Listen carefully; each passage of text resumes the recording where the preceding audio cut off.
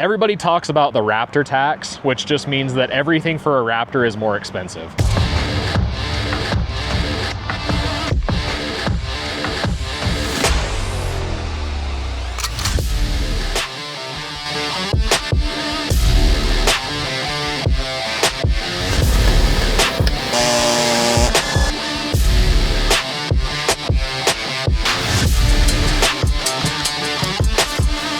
All right, what's up guys? We're back with another video. Today we're gonna be working on our shop F-150 Raptor. So when we built this a while back, we kind of dropped the ball on doing a full breakdown of it. It was kind of thrown in the mix of some other builds we had going on, and so we just got it done super quick, got it out the door. But this is a 2025 F-150 Raptor. It's not an R, so it's the 3.5 EcoBoost. It has the 37 package from the factory. So suspension-wise and everything, it's completely stock. It's got 37-inch Falcon ATs on it with some 22-inch fuel wheels. Really, the only other thing we've got going on is the full paint match. So painted the fenders, bumpers, kind of some bits and pieces throughout. We did do full body PPF on this, so every piece of painted surface on this thing, including the fenders, has PPF. Did opt for the graphics package on this one just because I like it on white. I think it looks cool. It breaks up the white. And then one thing that's kind of cool with like the PPF over it is that it takes, this is kind of like a satin graphic from the factory, but when you put the PPF over the top of it, it kind of makes it glossy. And so it kind of ties into some of the other gloss black accents that we got going on. So let's talk about this. Everybody talks about the Raptor tax, which just means that everything for a Raptor is more expensive. But Rough Country has a line of products for these that's actually been pretty impressive. We're doing Rough Country springs. Hate us in the comments if you want to, that's fine. Everybody's gonna say, you know, oh, you need to do collars, you need to do iBox, you need to do hypercos. That's kind of our job, right? To do product testing, to be able to give you guys positive feedback, to let you know what's worth the extra money, what's not. The other debate that goes on in the Raptor world is collars versus springs. So what I mean by that is there's two ways to get lift off of a Raptor shock. And if you guys have watched our Ranger Raptor video, you'll know what I'm talking about when I talk about a collar. But you can take that spring and you can compress it and you can put a collar underneath it. So it basically just puts more compression in and you get lift that way. Or you pull the spring apart, put a new spring on, and you get lift that way. So we're going with the springs on this. The most important thing with any of your Raptor stuff is with the electronic shocks is going back in with ForScan, zeroing everything out, making sure it's all within factory specs. So we will make sure we go in and do that after we get the springs on. Now we're gonna pull it in and get the struts pulled out of it.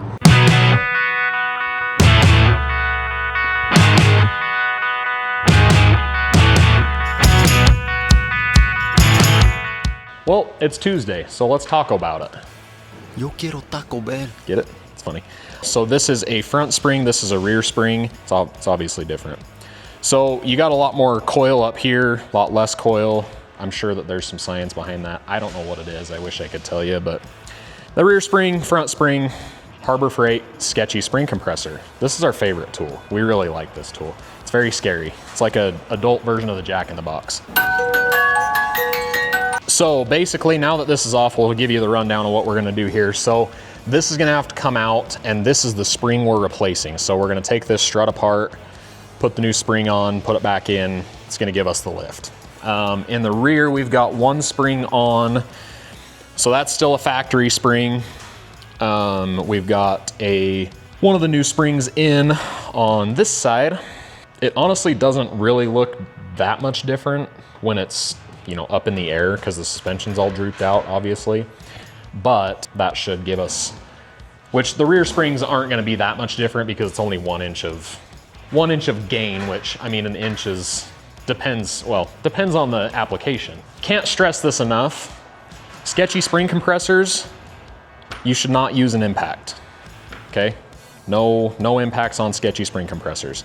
So yeah, let's get the fronts out and get a front spring changed. A few moments later. Relax, I'm just getting it snugged up. I'm not gonna actually do it. Not gonna do. Everybody thinks I'm gonna do. I'm not gonna do what everyone thinks I'm gonna do. Not supposed to film this. I said not to. Do as I say, not as I do. All right, pry bar here. Actually, I'm gonna This is scaring me. This angry ball of energy. Set that right there. Okay, looking at this, the spring kind of has a bow inwards. So I'm hoping that when I do this, it goes that way and not this way. You got dental insurance, right? No, I'm self-employed. I don't have insurance. One take. Nice. Just like First try. Didn't struggle at all. This is awkward. I don't know what to do with that kind of length. I wouldn't know anything about that. Or am I just a freaking Oh, scary. Okay, so this is called an isolator. You have to take this off, put it on the new spring. It is important how that goes on there. So you have kind of your stopper right there. You want that to sit. So pop that on, and then you just twist it until that's right there. Grab my impact. Notice how I can't get the socket on all the way? It's because my impact's in the way. Oh no, you scratched the floor. That's okay. Scratch the, oh shit. We're gonna get fired. Don't tell Dad. As you're working on the truck. Oh, much better. A little more. It's like it's my first day. For the sake of a video one time, it would be funny if that blew up, but I don't want to be the one operating it when it does. Or be the one with my finger in there. Perfect. First shot. First try. Well, now I've goofed because I can't get my big tool in there. Get my fingers out of it. Still not gonna work. Okay. See the brain mathing. Righty tighty. Oh, I gotta use the box end? Oh my gosh. Yeah. All right. I knew that. For those of you at home watching, thinking, I would never let this guy work on my truck. I'm just the owner. Derek works on your truck. This is just for social media purposes. There's no way it would not be going that easy. See, this is why you use an impact. Can you imagine doing this on 4 times to tighten it? That'd be dumb. But right, don't. Look guys, it says right on the box to not use an impact, okay? Next time you could take and impact it from the bottom, because then you have plenty of room to, shoot it from the up. Yeah, thanks. I gotta take a break. You've been going for 3 minutes. This is exhausting. 3 actual minutes or 3 treadmill minutes? Because they're very different. 3 treadmills. This feels like 3 treadmill minutes. You know, like when you're on a treadmill and you're like, damn, I've been on this thing for like 15 minutes, and you look down and it's like 1 minute and 15 seconds. Okay. That's treadmill time. It felt like an eternity. Okie dokie. There's our 1 inch of lift in the rear. Since I did the easy part, the hard part, I'm gonna let Derek do the easy part, which is the front. There you go, Derek. All right, so Derek's working on the front. Time lapse going on right there.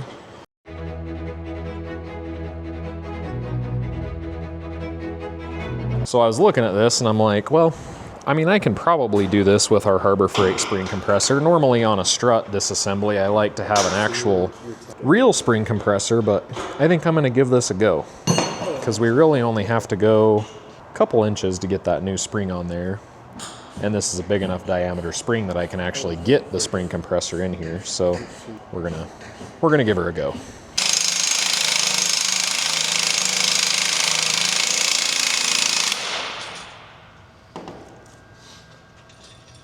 So you're nervous. I gotta go. Oh no, you're not now. No. Terrific. Look at that. Damn it. I've done it again. Let me get you a wobbly. All right, now you got one more to do, and I'll start reassembly. Good plan. Okay, so wheels and tires are back on. Now we're going to give you the first look at getting it on the ground. I hope it was worth it, because that was kind of a pain. Oh, so much better. Guaranteed to decrease fuel mileage. Don't mind me. That is so cool. Oh, that is so much better. Should we go drive it? Should we curb test it? That's what I thought he was gonna do. Watch him blow a bead.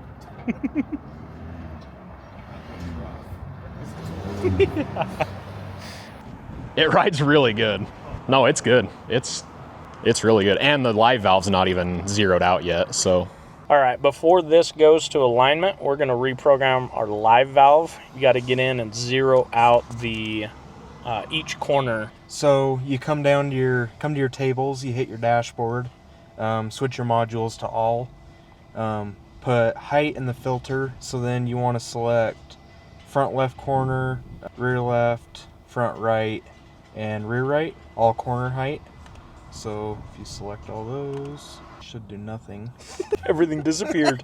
But once we get all that zeroed out, and then the live valve should act like it's still OEM.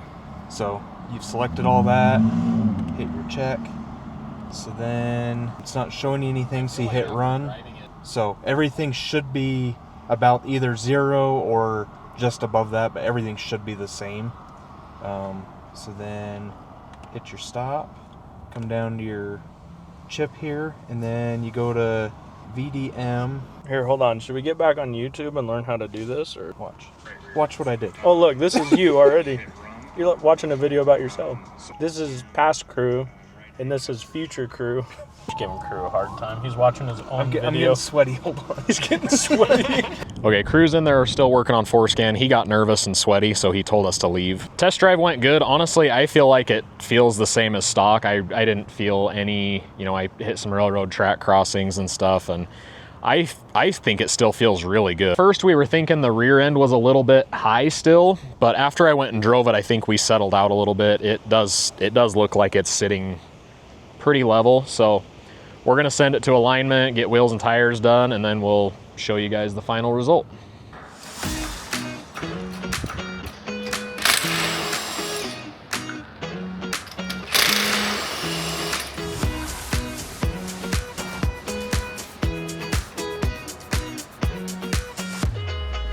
Those are so cool.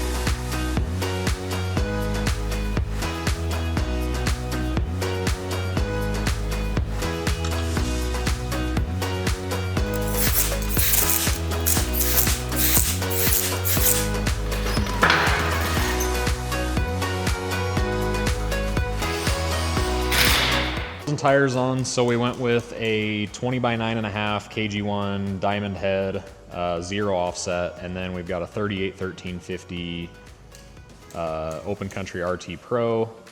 Problem now is that they don't fit, so we're gonna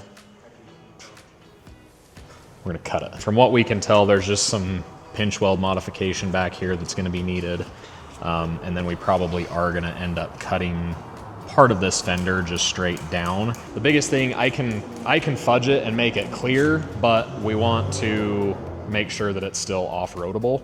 So if, you know, this ever were in a scenario where you're out bombing across the desert, hit a jump, air it out, whatever, when it lands, it's not gonna catch and rip your fenders and everything out. So right here, what we're gonna do is just come and notch this out right here. And then where this is an actual like body seam, we're gonna try and see what we can do to maybe just put a bend in it to get it pushed this way a little bit. If we do end up cutting it, we're gonna try and just cut it right to where these rivets are so that it stays intact and that body sealer still does what it is supposed to do. Beautiful.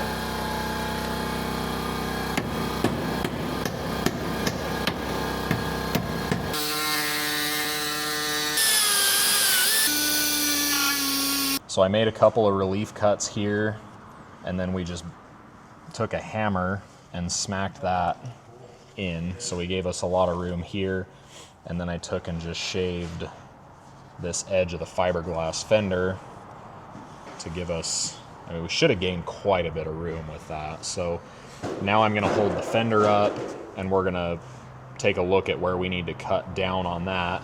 And then we'll probably make that cut just on the table to kind of mirror how this looks.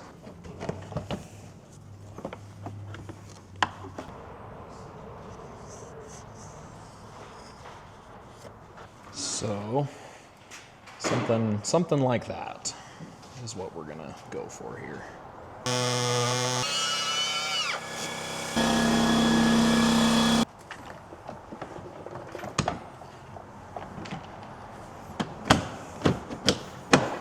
Okay, so we got the flare back on. I probably am gonna tape some of this off, come back in and spray this with a little bit of black spray paint just for the look of it. Put those screws back in, we'll put the tire back on this side, and then we're gonna just basically do the same exact thing on the other side.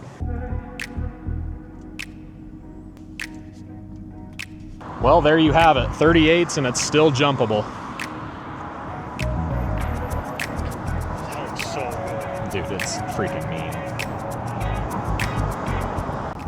That was a lot more work than I thought it was going to be to clear those, but it's crazy because we only went up one size. So 37s to 38 1350s that was a lot more modification than I was expecting. But it looks awesome. So 20-inch KG1s, 38-inch Toyo RT Pros. So far, I mean, our first impressions of the rough country stuff, I took it for a drive before we zeroed the suspension out. I was pretty impressed. We got everything zeroed out. It rides great. It handles good.